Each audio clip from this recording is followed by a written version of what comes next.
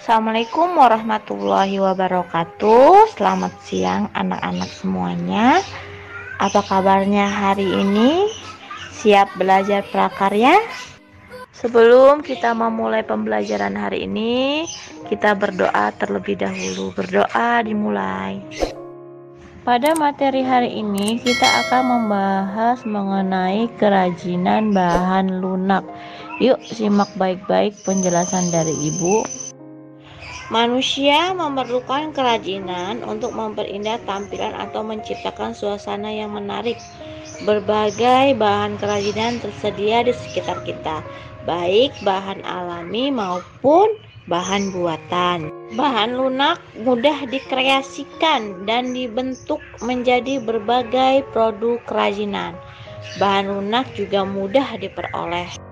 Pemanfaatan bahan lunak alami dan buatan untuk membuat suatu kerajinan memerlukan kreativitas dari seorang pengrajin sehingga tercipta karya yang bernilai tinggi. Kira-kira menurut kalian apa saja bahan lunak alami dan buatan yang dapat dimanfaatkan untuk membuat produk kerajinan? Pengertian kerajinan dari bahan lunak. Kerajinan berbahan lunak terbuat dari bahan dasar yang bersifat lunak.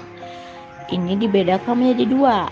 Ada yang bersifat alami atau disebut juga bahan lunak alami, dan ada juga disebut bahan lunak buatan.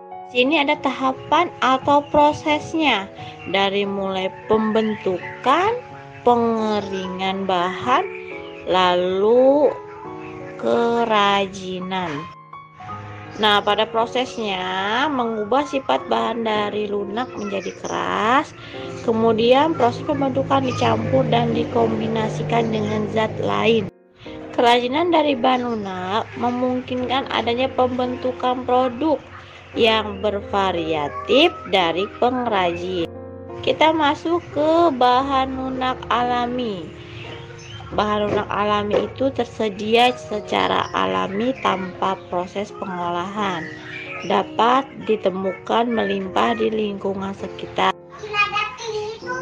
Ini merupakan contoh dari bahan lunak alami. Siapa yang bisa menyebutkan contoh-contoh yang Ibu berikan? Bisa diketik WA atau voice note, silakan. Dari contohnya, bahan lunak alami seperti tanah liat itu bisa dijadikan produk kerajinan. Contohnya itu ada apa tuh? Ada vas-vas bunga ya, kemudian kerajinan-kerajinan kendi dan lain-lainnya dari tanah liat. Kemudian ada contoh lainnya, bisa kalian perhatikan contohnya. Nah, anak-anak, dari bahan-bahan lunak alami yang dibuat sebagai produk kerajinan, maka bisa dijadikan sebagai peluang bisnis oleh pengrajin yang menghasilkan pundi-pundi atau menghasilkan uang yang bisa digunakan untuk memenuhi kebutuhan. Bahan lunak buatan merupakan bahan yang bersifat lunak melalui proses pengolahan manual ataupun menggunakan mesin. Bahan lunak, Ibu ulangi ya, bahan lunak buatan itu merupakan bahan yang bersifat lunak yang melalui proses pengolahan baik manual ataupun menggunakan mesin. Diberikan tambahan zat kimia agar lunak dan mudah dibentuk. Kelebihannya yaitu tahan lama, kemudian karakteristik bahannya jadi lebih awet. Ini ada contoh bahan lunak buatan: bubur kertas, lilin, plastik, parafin, bubuk gipsum.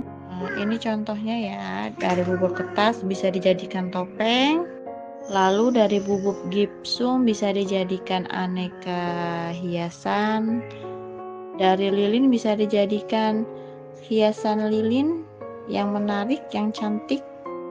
Ini merupakan contoh bahan lunak buatan ya anak-anak. Kita masuk ke prinsip kerajinan bahan lunak seperti yang kita sudah pelajari materi minggu lalu. Pada prakteknya, kerajinan dibuat dengan mempertimbangkan wilayah kerja dengan beberapa prinsip sebagai berikut. Pertama itu keterampilan tangan.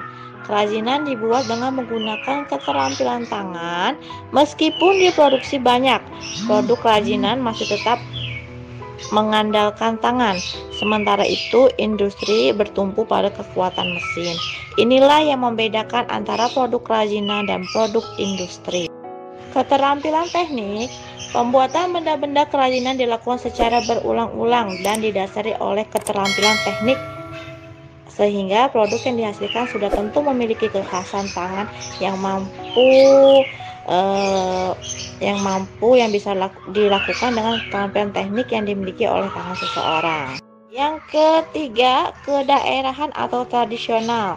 Kerajinan merupakan benda-benda yang mempunyai nilai guna praktis bersifat universal, dibuat dengan keterampilan teknik tangan, namun masih dipengaruhi oleh adat istiadat setempat. Ini merupakan dari prinsip kerajinan bahan lunak. Yang kemarin kita sudah bahas, kerajinan dari bahan lunak itu merupakan produk kerajinan yang menggunakan bahan dasar yang bersifat lunak, lentur, lembut, empuk, dan mudah dibentuk. Pada prinsip pembuatannya itu menggunakan pertimbangan aspek panduannya.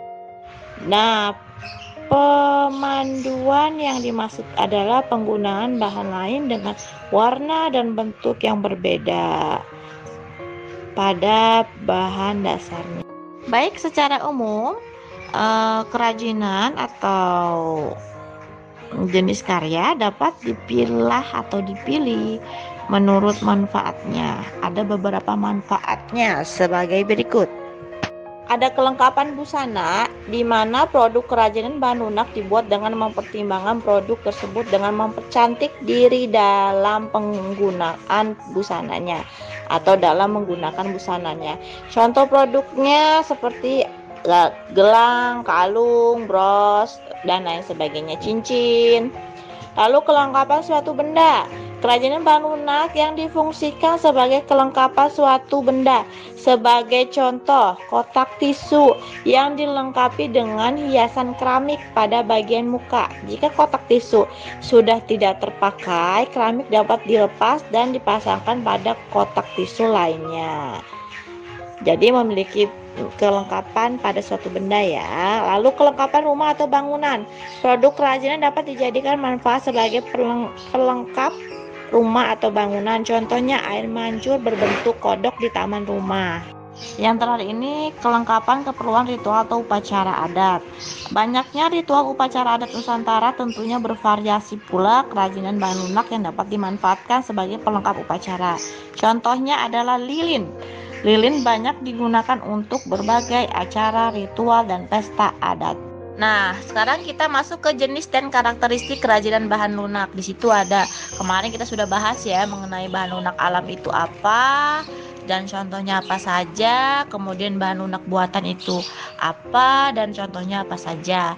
Ibu bahas sedikit, mengulas kembali mengenai bahan lunak alam. Merupakan bahan lunak untuk karya kerajinan yang diperoleh dari alam sekitar. Nah, cara pengolahannya juga secara alami, tidak dicampur maupun dikombinasi dengan bahan buatan. Contohnya, bahan lunak alam, tanah liat, kulit, getah nyatu, bubur tisu, dan flour cloth.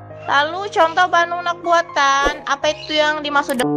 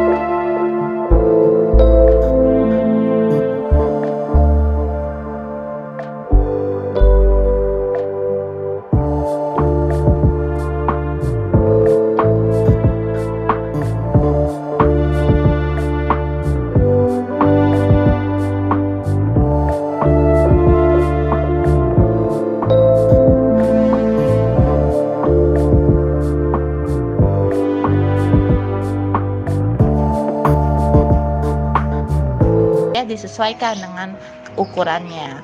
Lalu keamanan atau safety. Benda kerajinan tidak boleh membahayakan pemakainya. Contoh, piring dari serat kelapa harus mempertimbangkan komposisi zat pelapis pewarna yang dipakai. Tidak berbahaya jika digunakan sebagai wadah makanan. Jadi, ketika kita ingin melakukan proses produksi kerajinan bahan lunak, keamanan ini sangat penting. Jadi tidak membahayakan bagi pemakainya. Contohnya seperti tadi piring yang dari kelapa, kita harus mempertimbangkan dulu, harus mencari tahu dulu zat apa sih yang harus kita gunakan untuk melapisi atau memberikan warna pada piring tersebut, agar apa? Agar tidak membahayakan jika dipakai atau sebagai wadah makanan, karena kan makanan kita makan. Jadi itulah salah satu